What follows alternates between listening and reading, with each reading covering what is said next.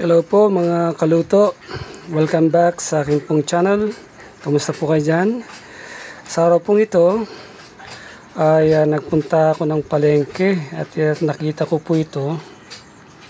So napakamura niya lang po, 60 pesos ang kilo. Namili ako ng 2 kilo. So ito pong kalahating kilo ay gagawing ipapaksiw po natin siya. At ibabalot ko po ng dahon ng saging para mabango at malasa. Okay. Ayan. Nakapaglagay na ako ng isa sa dahon ng saging. Ano? At yan ay irorolyo natin. Wala po tayong panali. Tutupi lang naman natin yan sa magkabilang dulo. At ilalapag po natin ng pataob. Okay.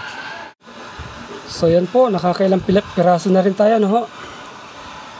Okay, so tuloy-tuloy natin hanggang sa maubos po itong ating isda. Okay, so ito na po yung pinaka-panghuli, ano? Ayan. Okay.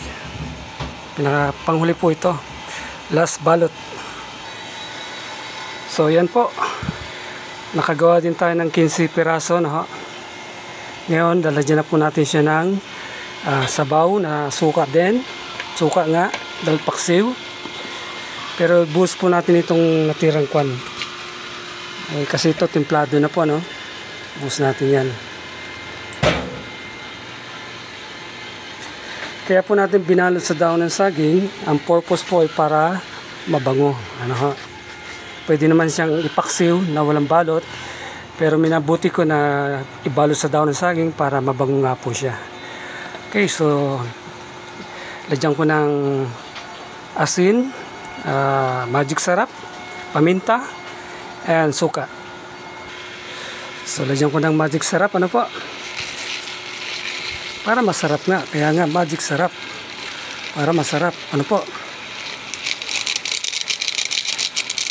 Isang buo. Tapos budburan natin ng paminta. Of course, yung sabaw niyan, siyempre panglabay sa kanin, ano ha? And sunod po natin yung konting asin. Okay. Isang kutsarang asin. Although kinuha ko lang sa daliri ko, ano? And then 1/2 cup ng suka. Kasi mamaya magsasabaw naman yan eh. Tansyahan po, no? Pero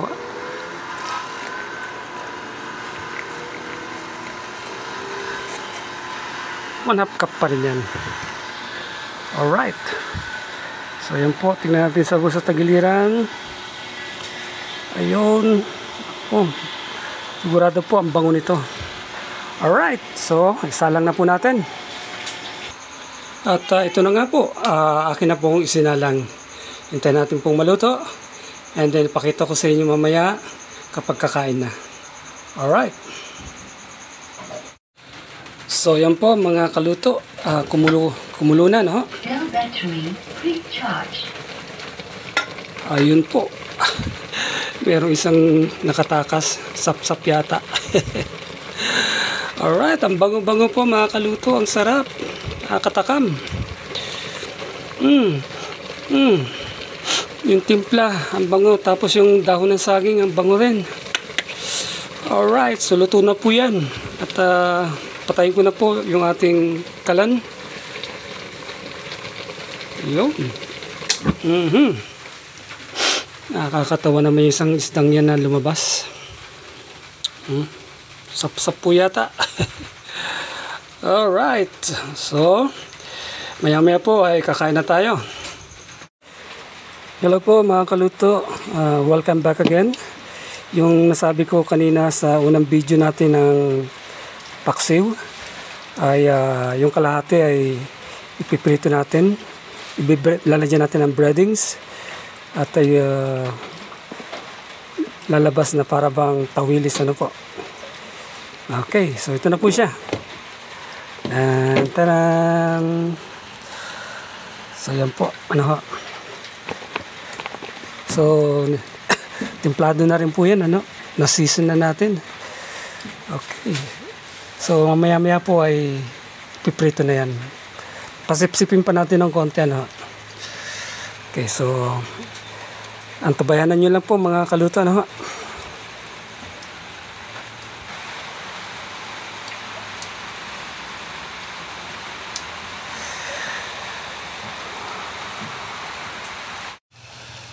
So mga kaluto, ito na po yung ating tawilis.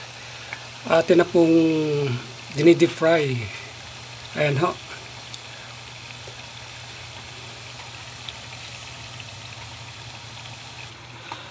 At ito naman na yung ating pong na-fried.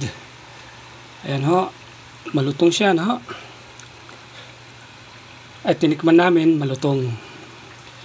Ayan. Wow, sarap. Paksiw. Tapos fried tawilis. Sarap kumain ito mamaya. Okay, mga kaluto. Time to eat now. So, sinasandok na yung ating pong paksiw.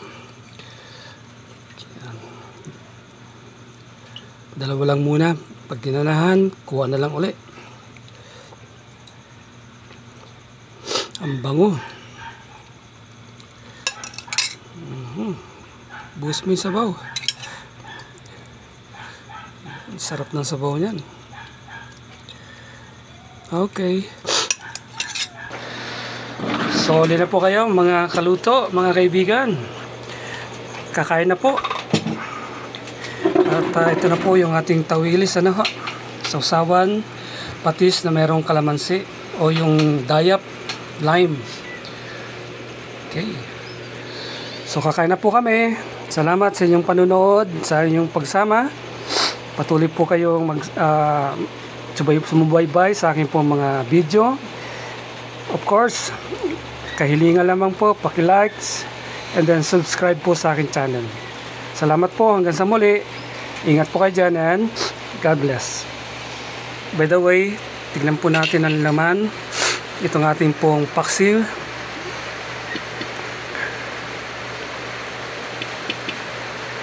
So yan ho. Sarap. Simpleng ulam pero po masarap. At saka kumbaga kapanapanabik. Ibihira po tayong magulam ng ganyan. Puro karne na lang. But this time mo ay iba naman. Ayan ho. Alright, sige po. Kain na po kami. Bye bye.